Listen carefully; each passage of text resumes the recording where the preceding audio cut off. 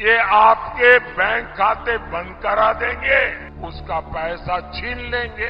मोदी घर घर पानी पहुंचा रहा है। सपा कांग्रेस वाले आपके घर की पानी की टोंटी भी खोल के ले जाएंगे। તમારી પાસે બે ભેંસ હોય તો એક ભેંસ કોંગ્રેસ વાળા કહેશે સરકારમાં આપી દો, એક તમારા છોકરાને આપવાની।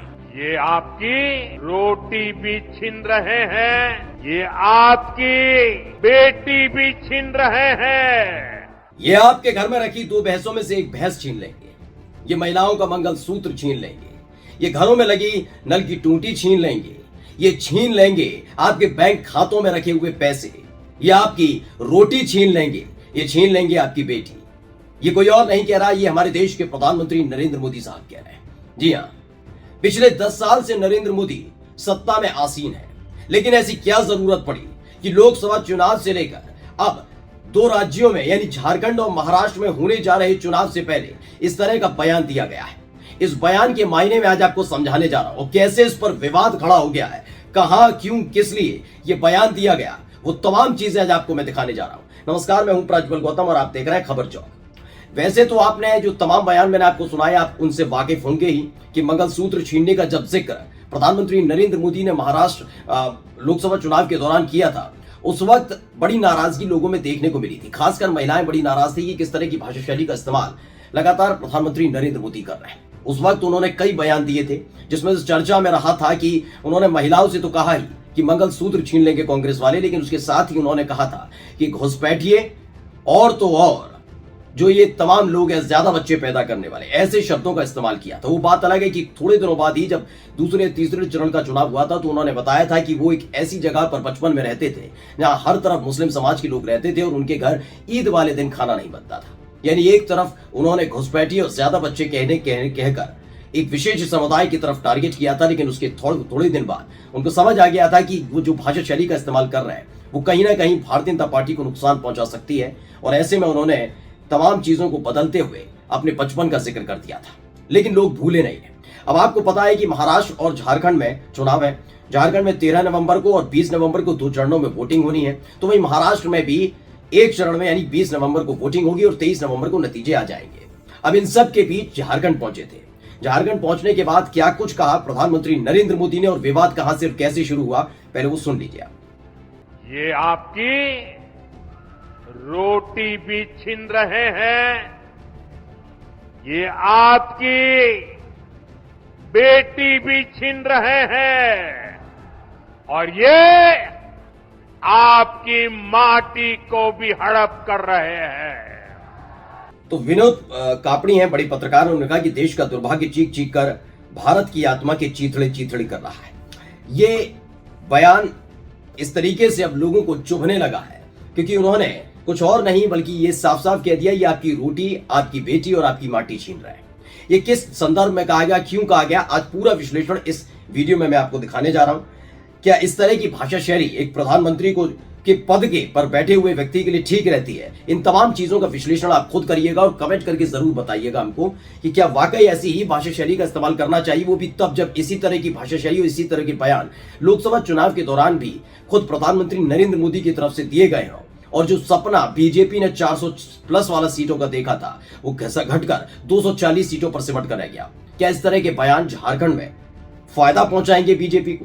पहले देखिए खबर क्या है। टीवी 9 की खबर है, ये आपकी रोटी, बेटी और माटी छीन रहे हैं। चाईबासा में सोरेन सरकार पर पीएम मोदी का कड़ा प्रहार। झारखंड में विधानसभा चुनाव के प्रचार के लिए प्रधानमंत्री ने गढ़वा के चाईबासा में एक रैली को संबोधित किया। यहां उन्होंने हेमंत सोरेन सरकार पर हमला बोलते हुए कहा कि ये लोग आपकी रोटी, बेटी भी छीन रहे हैं और माटी भी छीन रहे हैं। इसे बचाने के लिए एनडीए की सरकार को लाना होगा। आप सरकार लाने का जिक्र करते हैं, अच्छी बात है। हर किसी को एक दूसरे पर, जो प्रतिद्वंदी होता है, जो विपक्षी होता है, उस पर बिल्कुल कटाक्ष करने का मौका नहीं छोड़ना चाहिए। लोग जो भाषा शैली होती है उस पर लोग बहुत गौर करते हैं, वो भी तब जब आप पिछले 10 साल से केंद्र की सत्ता में होते हैं। जब आप केंद्र की सत्ता में होते हैं उसके बाद आपको ये बताना जरूरी हो जाता है कि आपने 10 साल में झारखंड के लिए क्या किया। क्या हेमंत सोरेन की सरकार जो झारखंड में चल रही थी उनको मुफीद पैसा पहुंचाया गया?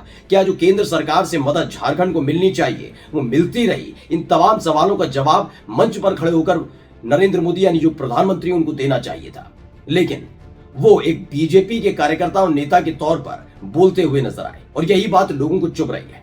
लोगों का सवाल यही है कि अगर यही भाषा शैली का इस्तेमाल आपने लोकसभा चुनाव में किया था, उस वक्त भी हालात कैसे बने थे ये सबने देख लिया। आखिर कौन है वो स्क्रिप्ट राइटर जो प्रधानमंत्री नरेंद्र मोदी के लिए इस तरह के भाषणों का चुनाव करता है, ऐसे शब्दों का चुनाव करता है जो बैकफायर बीजेपी पर कर जाते हैं। वो बात अलग है कि उस समय जब उन्होंने बयान दिया होगा तो प्रधानमंत्री नरेंद्र मोदी ने भी नहीं सोचा होगा ये बैकफायर करता हुआ नजर आएगा, क्योंकि इन सब चीजों को लेकर अब नाराजगी भी देखने को मिल रही है। पहले कुछ पुराने बयान भी हैं इनके जुड़े हुए, वो भी आपको बयान दिखा देता हूं। पहले मैं आपको दिखाता हूं कि ये गुजरात पहुंचे थे और उस समय उन्होंने क्या कुछ कहा था, सुनिए आप।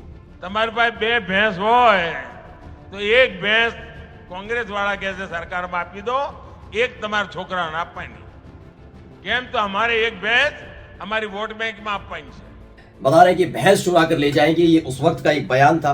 इसके साथ दूसरा बयान भी जल्दी आपको सुनवा देता हूं, जिसमें उन्होंने बैंक खाते में जो पैसा रखा है, जो प्रधानमंत्री नरेंद्र मोदी ने बैंक के आने के बाद बैंक खाते खुलवाए गए थे, उसमें कितने पैसे पहुंचे कितने नहीं, इसकी फिक्र किसी को नहीं है। लेकिन इनका कहना है कि अगर कांग्रेस सरकार आ जाती है तो आपके बैंक खातों से पैसे निकाल लिए जाएंगे। वो बयान भी इनका सुन लीजिए। ये आपके बैंक खाते बंद करा देंगे, उसका पैसा छीन लेंगे।